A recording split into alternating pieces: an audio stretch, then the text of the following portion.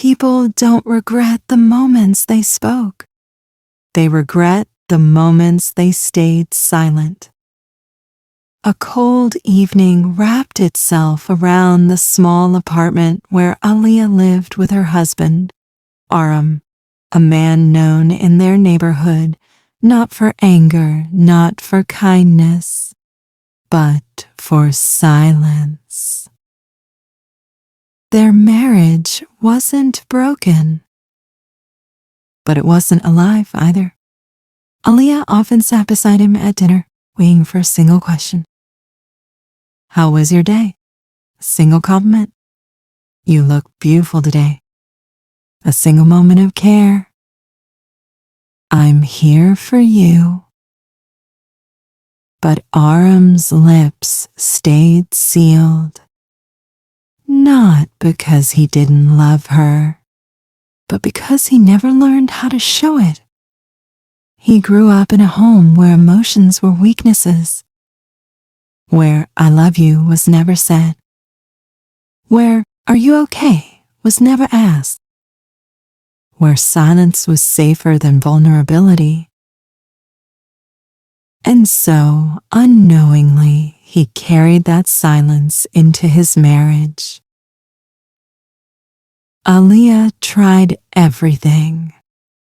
New recipes, new hairstyles, new conversations, new hopes. She tried to be patient. She tried to be soft.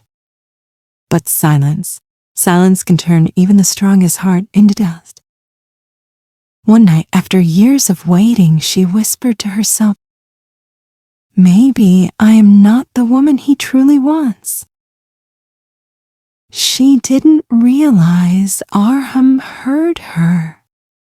He heard the crack in her voice. He heard the breaking of her patience. He heard the slow death of her hope. But he said nothing, because silence was all he knew. Yet deep inside, a strange fear spread through his chest. The fear of losing the only person who ever cared for him. It happened on a rainy Thursday. Aliyah had been unusually quiet for days.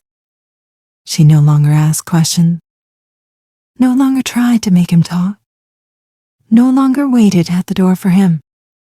Her silence was different from his. Her silence was filled with pain. His silence was filled with habit. That night, she placed a letter on the table beside his untouched dinner. A simple white envelope. Aram saw it the moment he entered. His heartbeat paused. His hands trembled. For the first time in their marriage, he felt fear stronger than pride. He opened it slowly. Inside was a short message. I can't live with a man who feels nothing. I'm going to my mother's house. Maybe you'll never notice I'm gone. Aliyah, something snapped inside him. A pressure he had buried since childhood burst open. Every unsaid word, every hidden feeling, every buried emotion, every regret he never dared to face. He rushed outside immediately, the rain hitting his face like punishment. He searched the street. He searched the main road. He searched the bus stand. He called her phone for the first time in months. No answer. For the first time, he realized something he had never allowed himself to think. He loved her. He loved her more deeply than he had ever understood. But love without expression is just another form of loneliness. He drove to her mother's house, but she wasn't there yet. She had taken a taxi. The driver said she seemed sad, very sad. Aram felt a chill run down his spine. He drove faster, panic rising like fire in his chest. Halfway through the road, he finally saw her walking alone in the rain, clutching her small suitcase, tears mixing with the raindrops. He parked the car recklessly and ran toward her. "Alea!"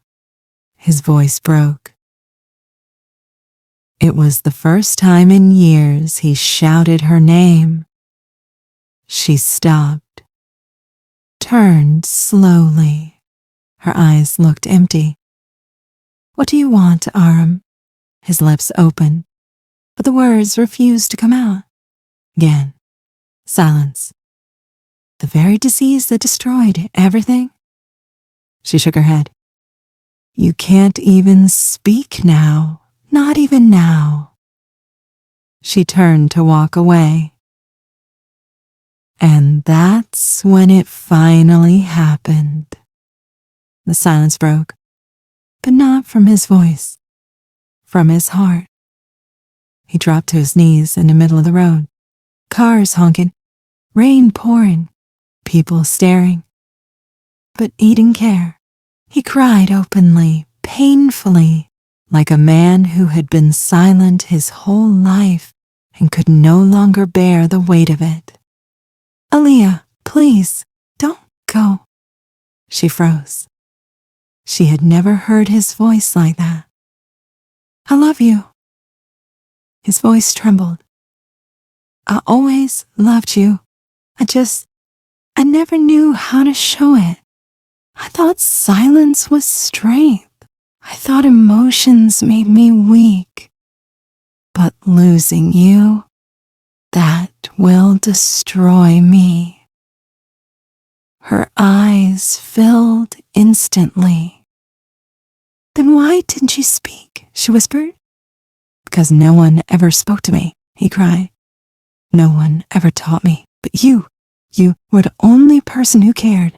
And I hurt you. I know I did." He crawled closer, rain soaking his clothes. "But please, just give me one chance. Not to change the past, but to finally love you the way you deserved from the beginning." Alea's tears slipped silently. Years of pain, years of waiting, years of longing for these exact words. But pain doesn't disappear in one moment. She stepped back. "I'm not sure I can trust this change," she said softly. He nodded, still crying. "You don't have to trust it now. Just stay. Give me time to prove it." The rain fell harder. Alea looked up at the sky, then down at the man she once loved more than life. And then she slowly reached out her hand, but not to hold his, to return the letter. A second chance. Fragile, uncertain, but real. The next few weeks were different. Aram changed, slowly, awkwardly, but genuinely. He cooked breakfast with her. He took her on evening walks. He wrote small notes like, "Drive carefully. You look beautiful today. Thank you for being patient with me." These were simple things, but for Alea, they felt like miracles. Yet something strange was happening. Aram was loving her more deeply every day. But her heart was still healing. One evening, as they sat on the balcony watching the sunset, he finally asked, "Will you ever love me again the way you used to?" She didn't look at him. "I don't know." His heart broke, but he nodded with acceptance. Love, he realized, was not something you demand. It's something you earn. Days passed. Weeks passed. Their home began to feel warm again. He wasn't perfect. He still made mistakes. He still struggled to express himself. But he tried every day. And sometimes effort is louder than words. One day, Alea walked into the living room and found Aram asleep on the couch, holding a small diary. Curious, she opened it. Inside were pages of unsent messages. I miss you. I'm scared of losing you. I don't know how to talk, but I'm learning for you. I wish I could go back and fix everything. A tear fell on the page. She realized something then. He wasn't the silent husband anymore. He was a man begging for redemption. A man changing every day.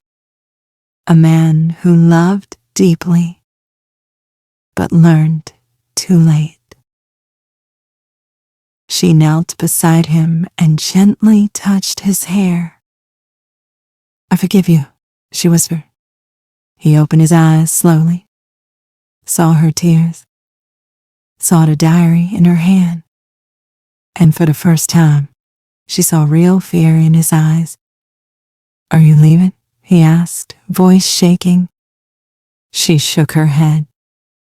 No, I'm staying. He exhaled in relief. But listen, she added, love is not something you show once. It's something you show every day. I will, he promised, even if it takes a lifetime. She smiled softly. For the first time, I believe you. They held each other, not as a couple who fell in love at first sight, but as two broken souls learning how to heal together. Some people learn to love early, some learn too late. Arham was the second kind, a man who lost his wife emotionally long before he realized he cared. A man who discovered that silence can be louder than shouting. A man who learned that expressing love is not weakness, it's survival. And Alia? She learned that sometimes loving someone doesn't mean staying silent. It means teaching them how to love, even when their heart is locked. If you love someone, say it. If you care, show it. Silence may feel safe, but it destroys more relationships than mistakes ever will.